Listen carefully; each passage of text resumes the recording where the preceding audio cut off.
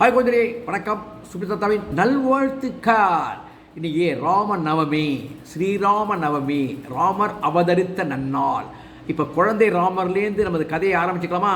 இதோ குழந்தை ராம தரிசனம் பண்ணுங்க.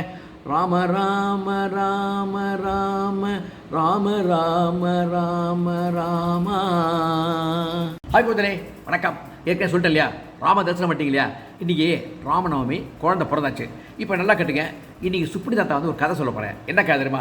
உங்கள் அனைவரையும் குழந்தைகளே, நம்ம குழந்தைகள் மொத்தம் எத்தனை இருக்குது? மொத்தம் 181 சப்ஸ்கிரைபர்ஸ் இருக்குது. அவ்வளோதான் இருக்குது. ராமர் கல்யாணத்திற்கு, அது ராமர் கல்யாணம்னு சொல்ல மாட்டாங்க, சீதாராம கல்யாணம், ருக்குமணி கல்யாணம், அப்படி பெண்களுக்கு தான் மதிப்பு கொடுப்பாங்க. அதுதான் நம்ம தர்மத்தினுடைய பண்பு. அதே மாதிரி அந்த சீதா கல்யாணத்துக்கு உங்கள் அனைவரையும் அழைத்து கொண்டு போக போகிறேன். என்னடா அது கைண்டு போச்சா? இன்னும் அந்த என்னமோ சொல்லுவாங்களே, அக்னி நட்சத்திரமே வரலையே. நமக்கு என்னாலுமே அக்னி நட்சத்திரம்தான், என்றைக்குமே மண்டை சூடாகத்தான் இருக்கும். குழந்தைகளை கவலைப்பட வேண்டாம். உங்களை உத்தரவாதத்தோடு அழைத்து கொண்டு சாப்பாடு போட்டு அழைத்து வருவது எனது பொறுப்பு. பெற்றோரிடம் சொல்லிவிட்டு தயவு செய்து வாருங்கள். வருகிறீங்களா? இங்கே போகிறோம், நம்ம சீதா கல்யாணத்துக்கு மம்மு சாப்பிட போகிறோம். ஓகே, பாய், வாங்க. தாடகை வேலை முடிந்தது. விஸ்வாமித்திரர் ராம லக்ஷ்மணன் அழைச்சிட்டு போகிறார். எங்கடா போகிறாருன்னு பார்த்தாக்க மிதிலைக்கு போகிறார். மிதிலாபுரியில் பெரிய அனௌன்ஸ்மெண்ட் நடக்கிறது. அது மாதிரி ஒரு சிவதனுசு இருக்குது. அது யார் வளைக்கிறாளோ அவளுக்கு என் பொண்ணை கொடுப்பேன், சீதையை கொடுப்பேன்.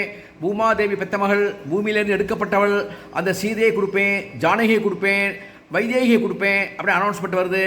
யாரோ வந்து பார்க்குறான். ஒரு பயலுக்கு அது தொட கூட முடியல. வில்ல தொடையவும் இல்லை, தூக்கவும் இல்லை, வளைக்கவும் இல்லை. எல்லாமே தலையை குளின்னு போயிடுறான். அப்போ தான் விஸ்வாமித்திரர் சொல்கிறேன், ராமா நீ பார்க்கப்படாதா, ட்ரை பண்ணப்படாதா அப்படின்னாப்புல. குருநாதா நீ சொல்லிட்டேன்னா எனக்கு வேற என்ன வேணும்? அதான் குருநாதருக்குள்ள மரியாதைங்கிறது. அதுதான் ஒரு குரு நினைத்தால் சிஷ்யனால் இமயமலையையும் தூக்க முடியும். புரிந்து கொள்ளுங்கள் குழந்தைகளே. யாரும் எந்த வாத்தியாரையும் பார்த்து கிண்டல் பண்ணாதீங்க. வாத்தியார் நினச்சா அவங்களை எங்கேயோ உயர்த்தி கொண்டு செல்ல முடியும். அதற்கு இது வந்து இஆர்சி நோட் பண்ணிங்க, ரைட்டு. இப்போ அதே மாதிரி வில்லை வளைத்தார். சிவதனுசு கொண்டு வரப்படுறதுக்கு சிவதனுசு ஈஸியாக கொண்டு வர முடியாது. அதே பூட்டி வண்டியில் வச்சு 100 குதிரையில் வச்சு இழுத்து வர அளவுக்கு அது அவ்வளோ பவர்ஃபுல். அது அதை சிவதனுசை சர்வசாதாரணமாக தூக்கி நாணை பூற்றி வளைத்தார் எங்கள் ராமபிரான். இப்போது சீதா கல்யாணம் ஆரம்பம். சீதா கல்யாணத்துக்கு போயின்னு இருக்கோம். 181 குழந்தைகள் ஆயிடுச்சுட்டு தாத்தா நான் போயின்னு இருக்கேன்.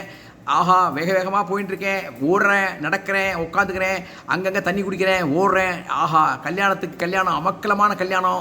1 மைலுக்கு முன்னாடியே வாசனை, சாம்பிராணியும் ஜவ்வாதும் சந்தனமும் நடக்கிறது. போகிற மனிதர்கள்லாம் மிகப்பெரிய மனிதர்கள். எல்லாம் பார்த்தீங்கன்னா பட்டு வேஷ்டியும், பட்டு அங்கவசத்தையும், பட்டு புடவையும் கட்டி எல்லோரும் போயின்ட்டுருக்காங்க. எல்லாம் 4 குதிரை பூட்டின சாரத்தில் போயின்ட்டுருக்காங்க. சாரியாக மக்கள் ராமா ராமா ராமான்னு சொல்லிட்டு போயின்ட்டுருக்காங்க. நாங்கள் போகிறது எங்களுக்கு கேட்டில் தத்துவிட்டான். ஏன்னால் ஆதார் கார்டு எங்கடான்னு கேட்குறான். ஆதார் கார்டு இருக்கிறது நம்ம நாடு வேறு. நான் சொன்னேன் எங்கள் நாடு பாரத நாடுறா, எங்கள் நாட்டில்னா கல்யாணம் நடக்கிறது அப்படின்னா. ஆமாம், பாரத நாடு நீங்கள், ஆனால் உங்களுக்கு அழைப்புதல் இருக்கான்னா. அழைப்புதெல்லாம் எங்களுக்கு வரலடா, குருவி கொண்டு கொடுக்கலையே அப்படின்னு. அப்போல்லாம் பறவைகள் தானே கொண்டு கொடுக்கும், போஸ்ட்மேன்லாம் கிடையாது இல்லையா. குருவி கொடுக்கலையா, அப்போனா உள்ளே விட முடியாது அப்படின்ட்டான். யோ, உள்ளே விடணுண்டா, எங்களுக்கு நாங்கள் குழந்தைல ஆயிடுச்சு வந்திருக்கேன்டா. எந்த குழந்தைல ஆயிடுச்சு வந்தாலும் பரவாயில்ல, எங்களுக்குன்னு ரூல் இருக்குது. எங்களுக்கு ஒருத்தர் சொல்லியிருக்காரு, அவர் சொல்ல முடியாது, நாங்கள் கேட்க முடியும். யாரா சொன்னது? அதெல்லாம் உனக்கு சொல்ல முடியாதியா, எங்கள் தலைவர் சொல்லியிருக்காரியா, எங்கள் தலைவர் சேனாதிபதி சொல்லியிருக்காரு, யாரையும் உள்ளே விடக்கூடாது, அழைப்புதல் இருந்தால் மட்டும்தான் விடணும்னு சொல்லியிருக்காரு. எல்லா நாட்டுக்காரையும் உள்ளே வந்தாக்க எப்படியா கட்டுப்படி ஆகும்? அதை நீ ஏன்டா பார்த்துக்க, ராமர் கல்யாணத்தை கண்ணால் பார்த்தாலே போதும் எனக்கு அப்படின்னு சொல்கிறேன். விடமாட்டேங்கிறாப்புல. குழந்தைலாம் தாத்தா பசிக்கிற தாத்தா, என்ன தாத்தா அது அப்படின்னாப்புல. ஏன்னா அந்த குழந்தைகள் மேலே உனக்கு இறக்கம் இல்லைடா அப்படின்னு கேட்குறேன். குழந்தைகள் மேலே இறக்கம் இருந்தாலும் எனக்கு கட்டளையை மீற முடியாது. நான் வந்து உங்கள் நாட்டு காவல்காரன் மாதிரி எங்கள் நாட்டு காவல்காரன், நீனும் என் நாட்டை சேர்ந்தான்டா அப்படின்னு நான் சொல்கிறேன். எங்களுக்குள்ளே ஆர்கியூம் நடக்கிறது. அப்போ ராமர் கல்யாணம் நடக்க போகிறது. நான் என்ன பண்ணுறேன், குழந்தைல உட்காந்து வச்சேன். குழந்தைல இங்கே வாங்க அப்படின்னா என்ன அப்படின்னாப்புல. ஒரே ஒரு சொல்கிறேன், காதில் வாங்க, அதை நீங்கள் செஞ்சுங்க, நிச்சயமாக உங்களுக்கு சாப்பாடு நான் வாங்கி தரேன் அப்படின்னு சொன்னேன். குழந்தைலாம் சந்தோஷமாக இருந்தது. நான் சீதா கல்யாணத்தை பார்க்கணும், ராமர் கல்யாணத்தை பார்க்கணும், அப்புறம் தான் சாப்பாடுன்னு எல்லா குழந்தையும் சொல்கிறத பார்த்தா மனதுக்கு ரொம்ப சந்தோஷமாக இருந்தது. இப்படியும் குழந்தைகள் இருக்குமா அப்படின்னு சொல்லிட்டு, இந்த குழந்தைகள் விடமாட்டேங்கிறானே அப்படின்னு சொல்லிட்டு வச்சுட்டு நான் சொன்ன மாதிரியே நான் உட்காந்தேன். குழந்தைகள்லாம் உட்காண்டிருந்தது. குழந்தைகள் காதில் நான் சொன்னேன் இல்லையா, அந்த குழந்தைகள் அதை சொல்ல ஆரம்பித்தது. ராம ராம ராம ராம ராம ராம ராம ராம ராம ராம ராம ராம ராம ராம ராம ராம் ராம ராம ராம ராம ராம ராம ராம ராம் ராம ராம ராம ராம ராம ராம ராம ராம். இது சொல்லிட்டே இருக்கிறத நல்லா பார்த்துங்க. இந்த ராமருக்கு கீழே ஒரு உருவம் உட்காந்துருக்கு இல்லையா, நம்ம வந்து மங்கின்னு சொல்லுவோம். இங்கிலீஷில் சொன்னால் புரியும் உங்களுக்கு. பந்தர்னு சொல்லுவாங்க ஹிந்தியில். தமிழ் என்ன சொல்லுவோம்? குரங்குன்னு சொல்லுவோம் இல்லையா, அவர் தான் அனுமான். எங்கடா ராமநாமம் கேட்குறது? கல்யாண மந்திரம் தானே கேட்டுட்டு இருந்தது. எல்லா மந்திரமும் கேட்குற சமயத்தில் கெட்டிவேனை கேட்குறது, நாதஸ்வரம் கேட்குறது, எல்லா விதமான வாத்தியங்களும் இசைக்கிறது.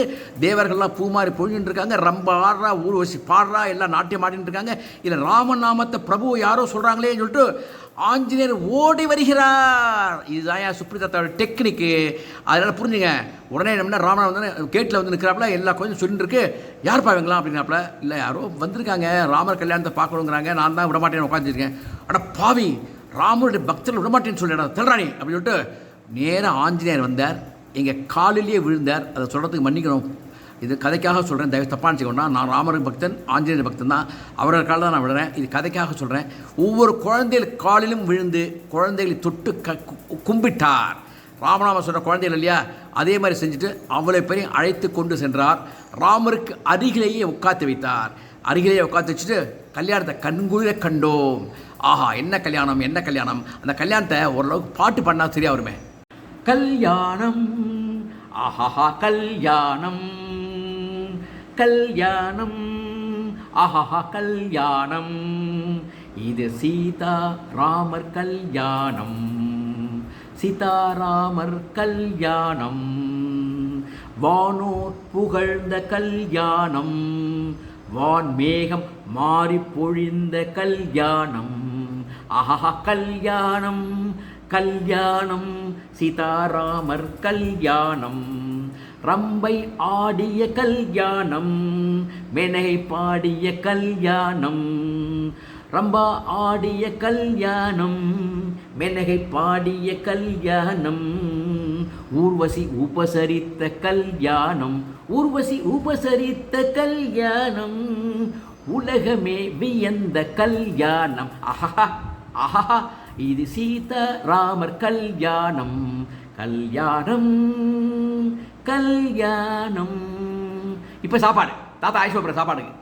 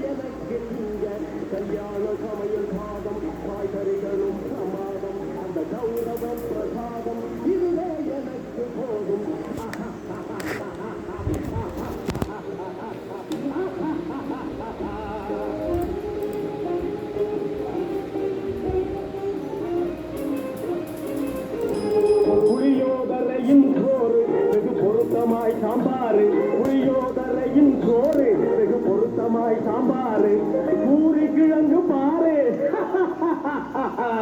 இதுவே எனக்கு சோறு கல்யாண சமையல் சாதம் காய்கறிகளும் பிரமாதம் அந்த கௌரவ பிரசாதம் இதுவே எனக்கு போதும்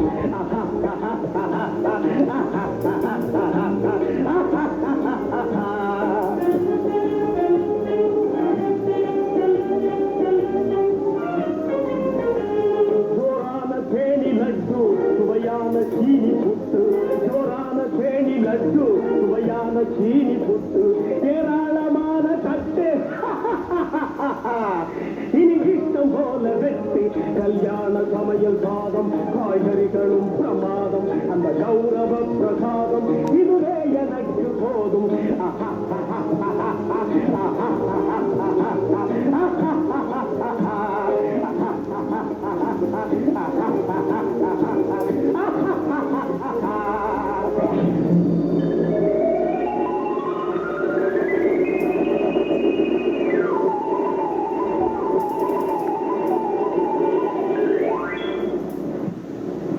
பார்த்தீங்களா, அவ்வளோ சாப்பாடு. பரமாறன் யார் இருந்தான்? ராமர் முன்னிலையில் எங்களுக்கு அனைவருக்கும் பரமானது ஆஞ்சநேயர். ஏனால் ராமநாமத்தை ஒருவன் உபசரித்தால், ராமநாமத்தை ஒருவன் நாவால் கூறினால் ஆஞ்சநேயர் வருவர், ராமனுக்கு முன்னாடி நமக்கு மரியாதை கொடுப்பார். ஏன்னா அந்த அளவுக்கு வினயம் உள்ளவர் ஆஞ்சநேயர், ராமர் பக்தி உள்ளவர் ஆஞ்சநேயர். அந்த ஆஞ்சநேயரை பிடித்து விட்டால் எந்த காரியத்தையும் நீ சாதித்துக் கொள்ளலாம் என்பதற்கு இந்த ராமர் சீதாராம கல்யாணமே உதாரணம். குழந்தைகளே உதாரணம். ஆக இந்த ராமநவமிக்கு நான் என்ன சொல்கிறேன்னா, நீங்கள் ராமநாமத்தை விடாமல் பின்பற்றுங்கள். ராம ராம ராம ராம ராமன் ஒரு நாளைக்கு 24 தடவை 12 தடவை குறைஞ்சபட்சம் 108 தடவை அதிகபட்சமாக சொல்லுங்கள்.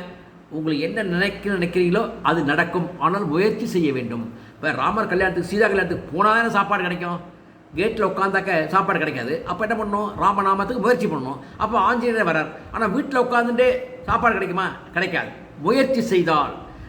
அதே சமயத்தில் வினயத்துக்கு இன்சார்ஜ் அதிபதியான ராம பக்தரான அந்த ஆஞ்சநேயரை நீங்கள் ராம ராம ராமன் சொல்லி கும்பிட்டேன்னாக்க நீங்கள் நினைத்த காரியம் முழுவதுமாக நல்லபடியாக நிறைவேறும். அதற்கு நீ முயற்சியும் செய்ய வேண்டும். ஓகே, இதுதான் ராமநவமியுடைய கல்யாணம். நல்லா சாப்பிட்டீங்களா? எப்போ விட்டாச்சா? வெத்தலை பகலாம் வாங்கிட்டு போவோம். நிறையா தங்கம்லாம் கொடுப்பாங்க, காசு கொடுப்பாங்க, 4000 பொற்காசுகள் கொடுப்பாங்க, குவாட்டர் கொடுப்பாங்கன்னு நினைக்காதீங்க. இது கல்யாணம் பிரசாதம் தான் கொடுப்பாங்க. துளசி பிரசாதம் கொடுப்பாங்க, தீர்த்தம் கொடுப்பாங்க. அதை வாங்கிட்டு தான் போகணும். ஓகே, பாய்.